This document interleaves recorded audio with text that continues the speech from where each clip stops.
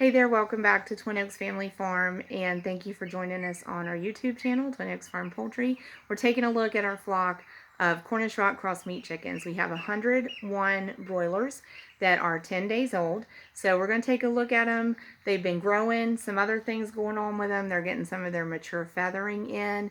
They are becoming more able to regulate their own body temperature, but we're still using supplemental heat. We're seeing their appetite increase. We've also had to adjust the height of the feeders and waters to raise them up a little bit and keep those where we want them, and they're giving us indicators that they're ready for us to raise them a little bit more. So just going to take a look at the flock and tell you some of the reference points going on with them that we're watching.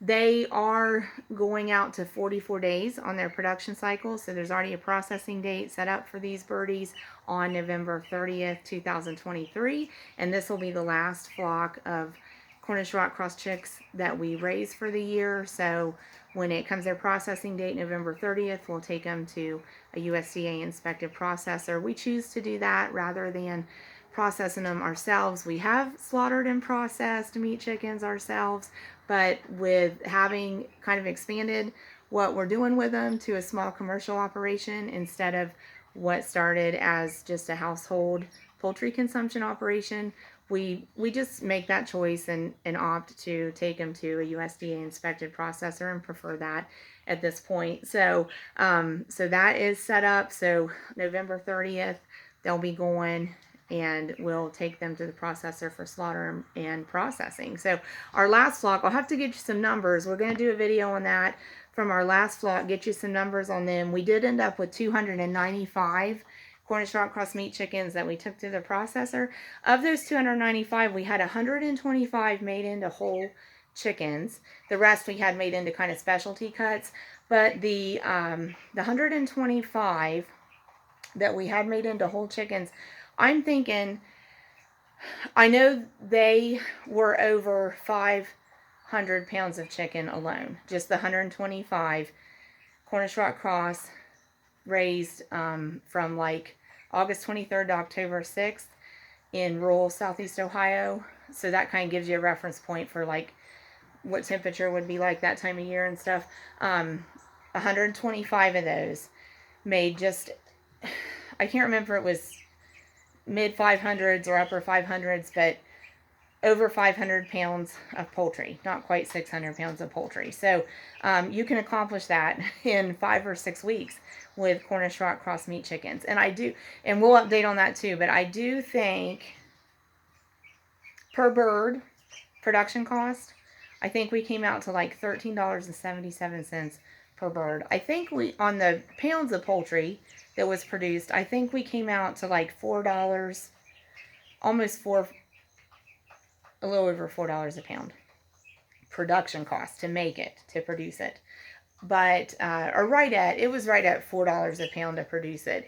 And then as far as per bird to produce them, it was like $13.77. So that kind of gives you a reference point too on what it's going to cost you to raise them.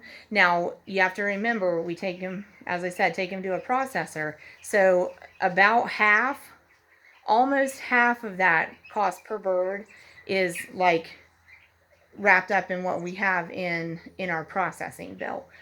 If we talk about prior to processing, so if you were going to raise them and process them yourself, slaughter and process them yourself, I think that flock came out to maybe right around $6 a bird to just raise them.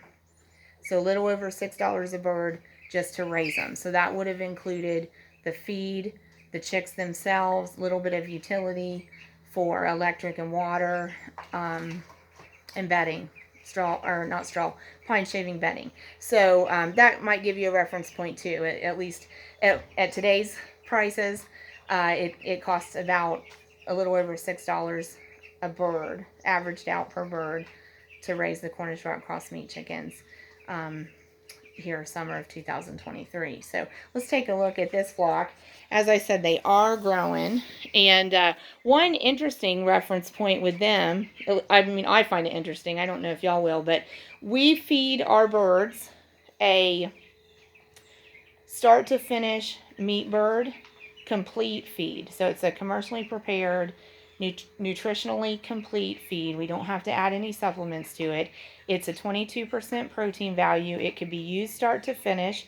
Sometimes we reduce protein to 19% protein value, but we still use the same feed company, the same feed line, and use a meat bird feed, meat chicken feed.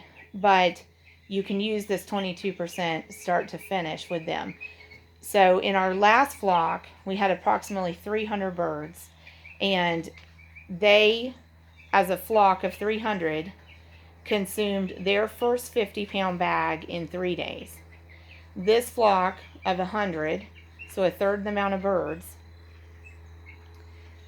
finished their first 50-pound bag in 9 days.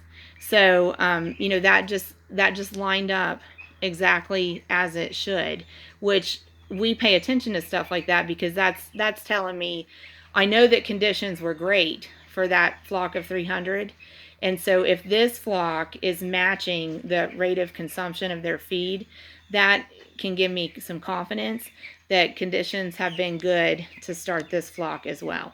So, that correlated. If 300 birds could finish a 50-pound bag of feed in 3 days, then with a 100 bird flock, it took them 9 days to finish 50 pounds of feed. So they're right on track. As I said, we will see their feed consumption increase now, though. So we'll be watching, how long does it take them to consume 50 pounds of feed. We can, in general, expect any meat bird that we raise to, and y'all can too, you can use this reference point. It's consistent. If you're raising Cornish rock cross meat chickens, each bird will need 10 pounds of feed to go from start to finish. And that's generally appropriate for either 5 or 6 weeks. It might even work out for 7 weeks, but you have to kind of regulate the pace you feed them at.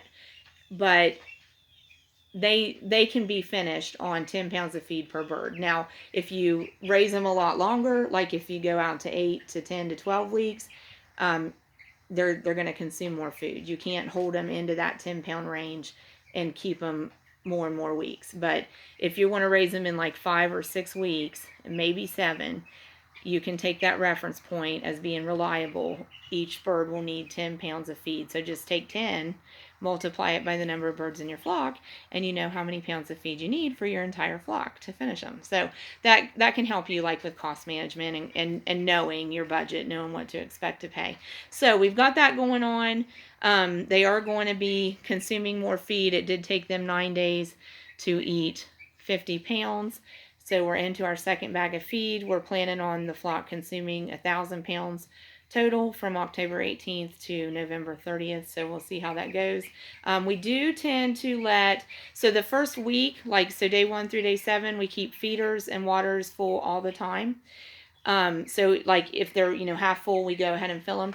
Now, starting the second week or starting when they turn to day 7, we try to let them empty everything before we refill it so that we can get an accurate picture of how much they're consuming. Because we want to know, are they staying consistent on their water consumption? If they slack off on water consumption, we need to know that. Another thing going on is we're keeping the risers under the waters and feeders. We actually want to have the trays about the height of the birds' backs. So we really are they're growing, we are needing to go up. See how the birds here are laying down?